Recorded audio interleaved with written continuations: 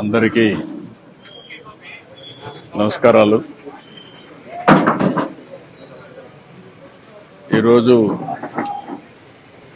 మా కుటుంబంలో అందరికంటే పెద్దగా ఉండే జయకృష్ణ గారి సతీమణి పద్మావతి గారు చనిపోవడం చాలా బాధాకరం.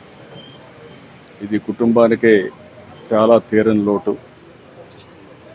నాకు పెళ్లిగా మునుపటి నుంచి జయకృష్ణ గారితో అదే మరిగా ఆవిడతో పరిచయం ఉండేది. మా పెళ్లి విషయంలో కూడా వీరే పెద్దగా ఉండి కూడా అన్నీ చూసుకున్నారు. ఇంట్లో కూడా అందరూ యంగ్స్టర్స్గా ఉంటే మా అత్తగారి తర్వాత ఆవిడే పెద్దరికం చేస్తూ అందరినీ ఏ విధంగా అన్ని విషయాలు చూసుకోవాలని చూసుకుంటూ వచ్చారు.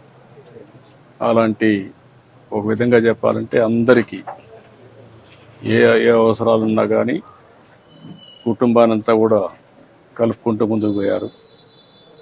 ఇటీవల కాలంలో ఆవిడికి సుస్థి కావడం, అనారోగ్యం కావడం, దాంతో ఈరోజు తెల్లవారుతో చనిపోవడం చాలా బాధేస్తుంది.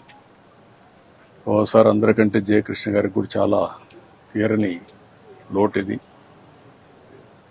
ఓసారి ఈ వయసులో ఇలాంటి రావడం చాలా బాధేస్తుంది. కానీ విధి. ఇలాంటి సమయంలో నా బావగారికి అయితే ప్రగాఢమైనటువంటి సంఘీభావాన్ని, సానుభూతి తెలియజేస్తూ దేవుడు ఆయనకి అన్ని విషయాల్లో ముందుండాలని కోరుకుంటున్నాను. నాకు ఈ కుటుంబంతో పరిచయం అయింది మొట్టమొదటిసారిగా ఈయన నాకు పరిచయం అయింది ఒక సినిమా ఎగ్జిబిటర్గా.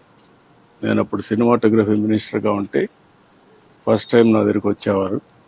అక్కడి నుంచి పరిచయం, తర్వాత మా నాయకుడు అయినటువంటి మామగారు అయినటువంటి రమారావు గారిని కలవడం, అవన్నీ జరిగాయి. ఈయనే అన్ని విషయాల్లో ముందున్నారో చూశారు. అలాంటి వ్యక్తికి ఈరోజు రావడం చాలా బాధేస్తుంది. ఏదేమైనా మేమందరం అండగా ఉంటాం. ధైర్యంగా ఉంటాడు, ధైర్యంగా ఉండి ముందుకు పోతాం. ఇది ఎవరూ తీర్చలేని లోటు, చాలా బాధాకరమైన సంఘటన. తలుచుకుంటే ఒకసారి చాలా బాధేస్తుంది. ధైర్యంగా ఉండడం తప్ప వేరే మార్గం లేదు.